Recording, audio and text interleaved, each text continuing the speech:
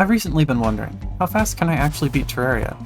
So I decided I would do a classic mode playthrough as fast as I can without learning any new speedrun strategies. I started off by breaking a tree, then hitting the base of each tree with my axe as I explored. Shaking trees has a chance to drop fruit, which increased movement speed. After a little bit, I found a living tree, which only had recalls.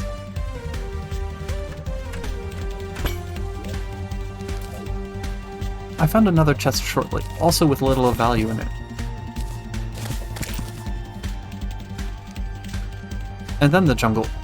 The cave at the edge of it had a few chests.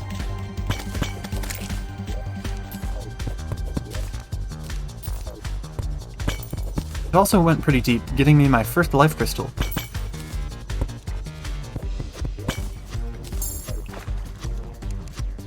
I recalled, got a fruit, and started going to the right.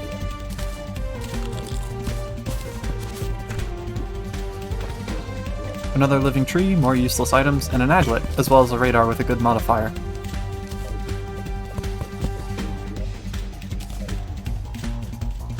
I noticed the ice background and realized the snow biome is here. It was my first destination for the run. I broke pots, mined gems, and also killed a nymph. Shortly, I found a chest with a blizzard in a bottle.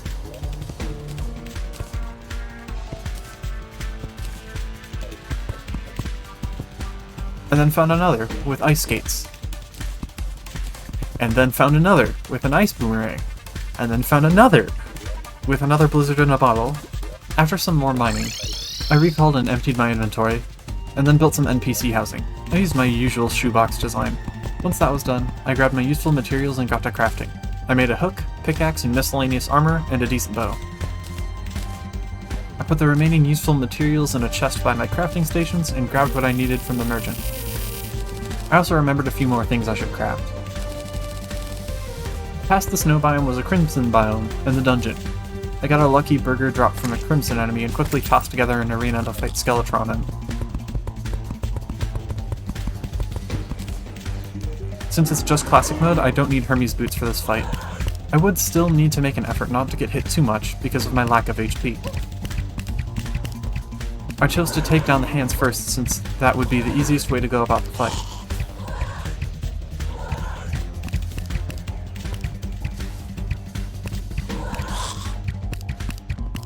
After the hands were gone, the head soon followed. The Book of Skulls was not particularly useful. The dungeon and its contents, however, are.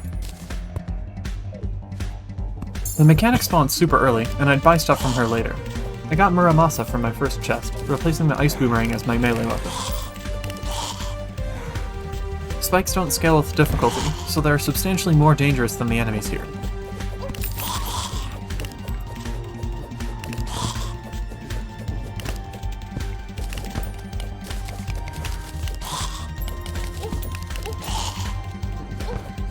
This was the first death of the playthrough. While I was back at spawn, I started bombing out a elevator. During the process of making it, I got sidetracked caving and gathered some life crystals. I also grabbed some obsidian and found Hermes boots. I had one run before this that didn't get Hermes boots from half the entire world, so I was happy to have them.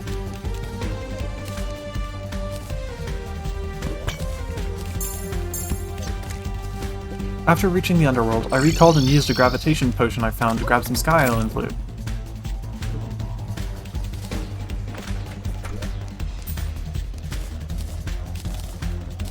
Unfortunately, the only useful item I found was the Lucky Horseshoe, but I also narrowed down the location of future islands. Since I was then near the dungeon, I'd looted it a bit more. After getting a lucky key drop, I got the Cobalt Shield, the last dungeon item I needed, but kept exploring in hopes of a Shadow Key, which I got soon after. I also found a slime statue, which I picked up for some reason. I spontaneously decided to kill the Brain of Cthulhu, which didn't really do anything. The money was useful though. Afterwards I broke another Crimson Heart and got a Panic Necklace. I needed more houses, so I built more houses. They were just stacked on top of the existing ones. I bought a supply of bullets that I planned to mostly use later, then went back to caving again. Found a number of life crystals, bringing my max HP to 380.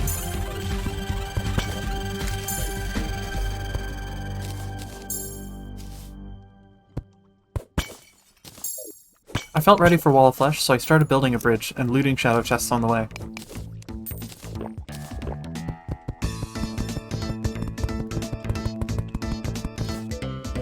To save time, I went a bit ahead of my bridge to start the fight. I'd only need it when the Wall of Flesh started speeding up since I couldn't navigate rocky underworld terrain very efficiently. By firing the Hellwing Bow upward at the boss, I could hit multiple parts at once.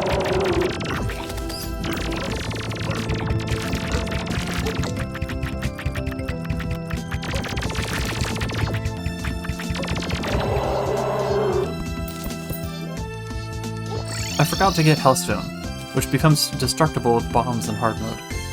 I went back down for Hellstone, finding the underground Crimson on the way.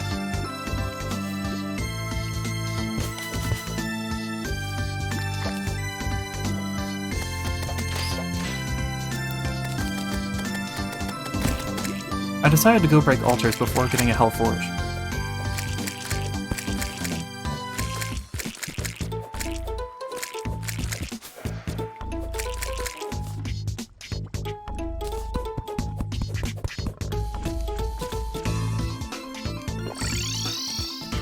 I mined some palladium, and then more, and more, and more.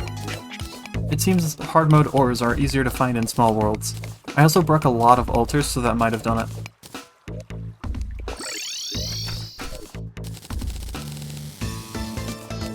I could actually afford a full set of armor on top of the pickaxe, and decided to craft the ranged helmet.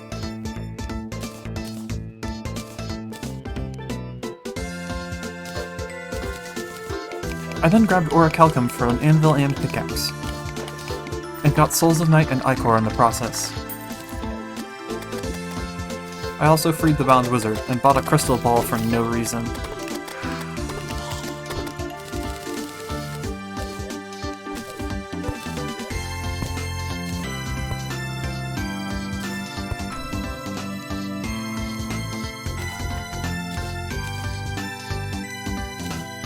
I was going to get Pixie Wings, so I went to get farming Pixie Dust. I also got a few unicorn horns to have on hand.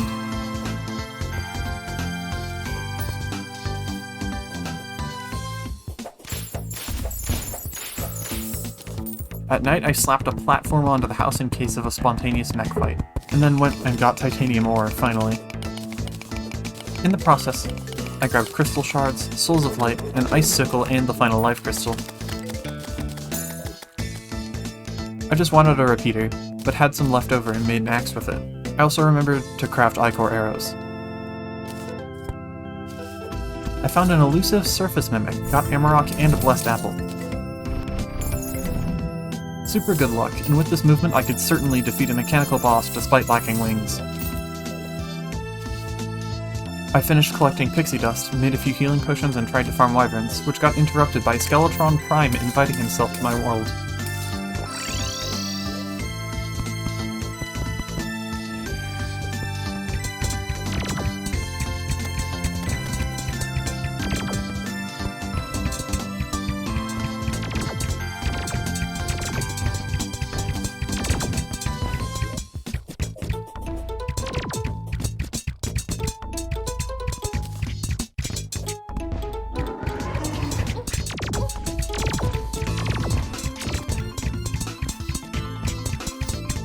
Thankfully, it's classic mode, so I killed him without much trouble. I was planning to kill Destroyer first and make the Mega Shark, but this Prime spawn meant I could craft the Flamethrower and use that instead. With Halid Bars, I crafted Excalibur to help save ammo, then went back to farming wyverns, and finally got Souls of Light. My loadout was looking pretty good now. I noticed the Crimson starting to creep close to spawn, so I bombed out a hole to slow it down. I remembered that slime statue from earlier and used it to farm gel for the flamethrower. I also visited the underground Crimson again for more souls, ichor, and vertebrae, and made a failed attempt to farm shark fins. I then kept farming gel until nightfall, when I fought the Destroyer.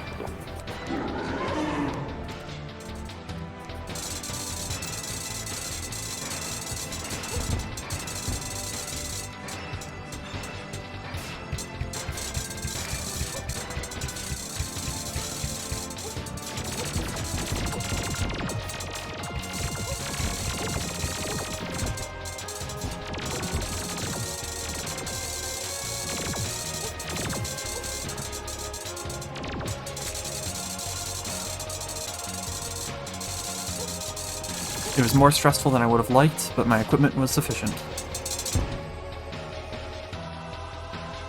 While farming lenses, I picked up a mechanical skull, but I don't even know when it dropped.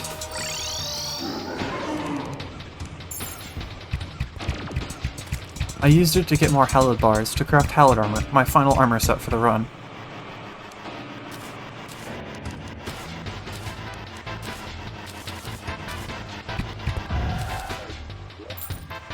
After more slime farming, the goblin army finally showed up, so I torched them, getting a Shadow Flame bow in the process, another usable weapon.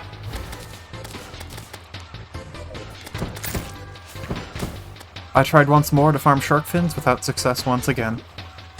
And then just fought the twins. My weapons were plenty good for the fight now.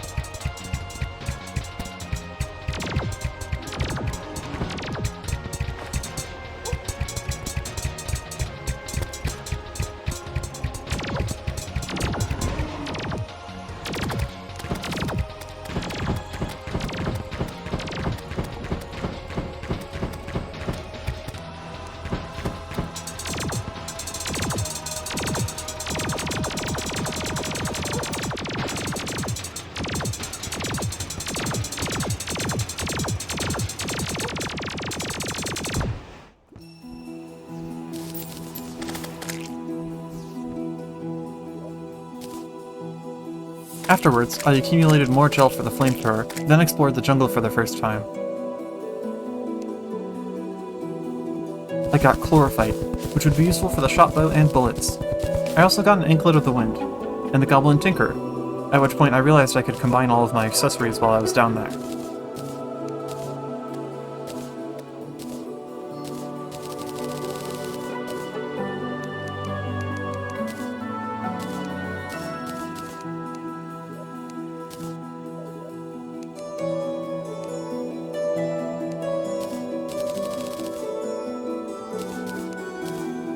I also tried using the teleportation potion I found, and went approximately 50 blocks. After returning to the jungle, I spotted a planned terrible, and decided to just fight her immediately.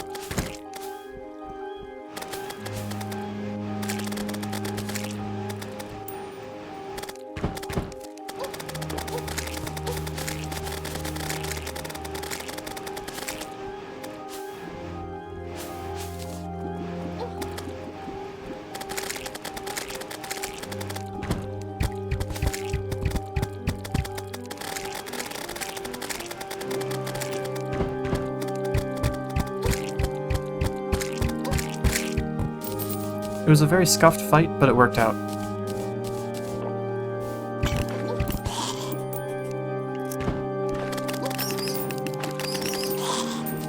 In the jungle temple, I killed a rune wizard and decided to equip the vanity set for fun.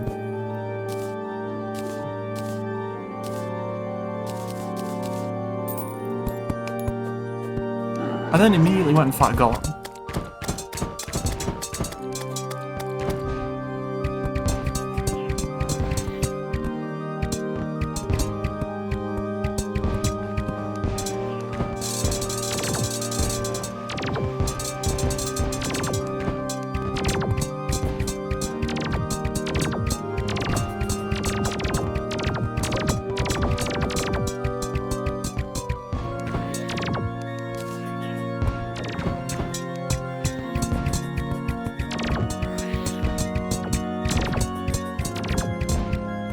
dropped the sunstone, which was pretty useful.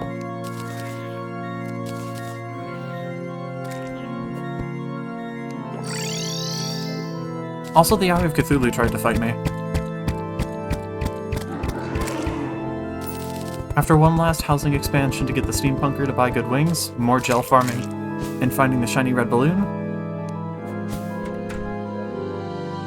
I was ready to go fight the cultist.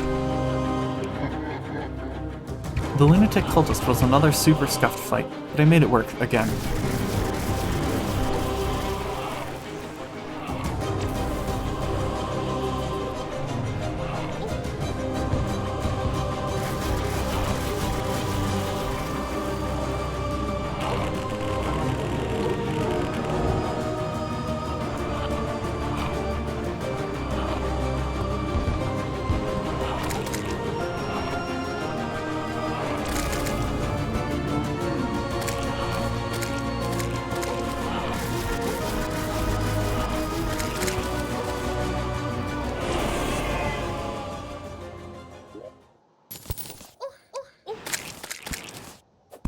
I did the usual vortex pillar cheese using the flamethrower.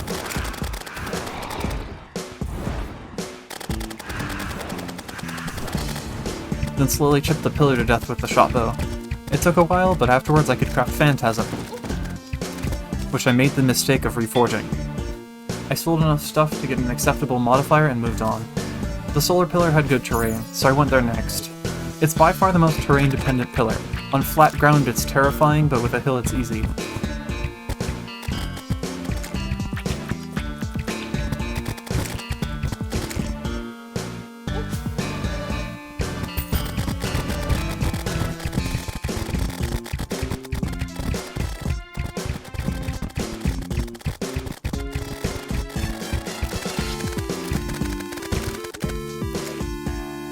I crafted the Solar Eruption, which is an alright weapon and great at sweeping up small enemies.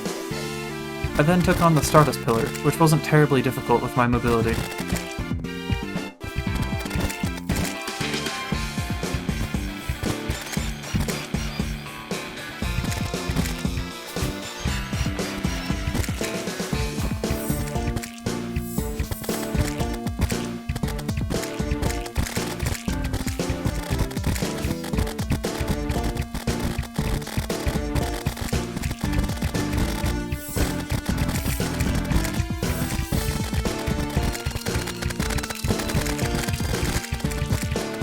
I crafted the Stardust Dragon with the Fragments, a great weapon for wiping out the remaining pillar. Phantasm is also great, as it triggers the Nebula Floater's teleports constantly, preventing them from shooting lasers.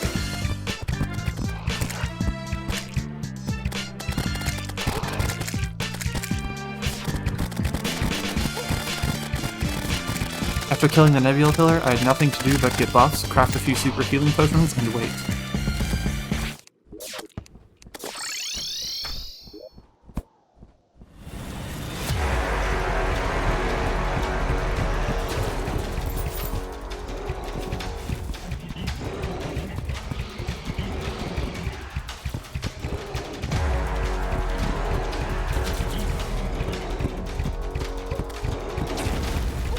I screwed up a little bit, but I'm fine, because I have healing potions.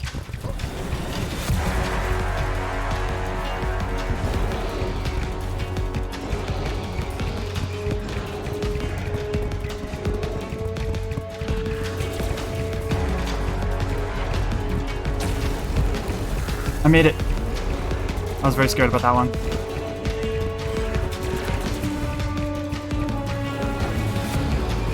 Left hand needs a lot of attention.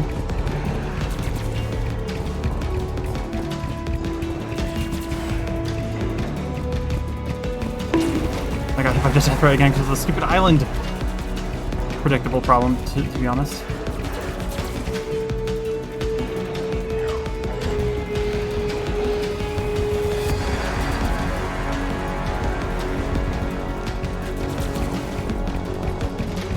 Alright, I won't get hit by this one. We'll be damn close, though. I didn't pop the top eye.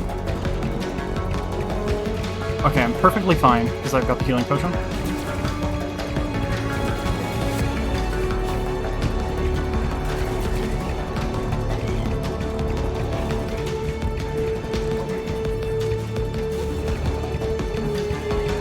Two of them are synced. Look at that.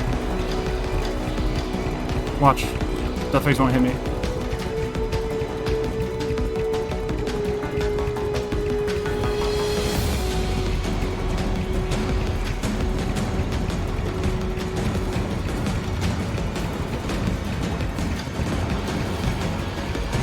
Uh-oh.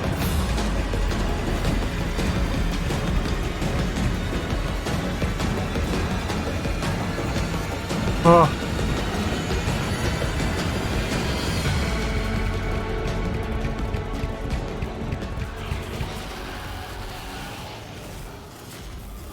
And with that clutch floating island, the playthrough was done, clocking in at about 4 hours and 35 minutes. Thanks for watching. According to YouTube's analytics, about a quarter of my viewers use subtitles. I just thought that was kinda interesting. Anyway, see ya.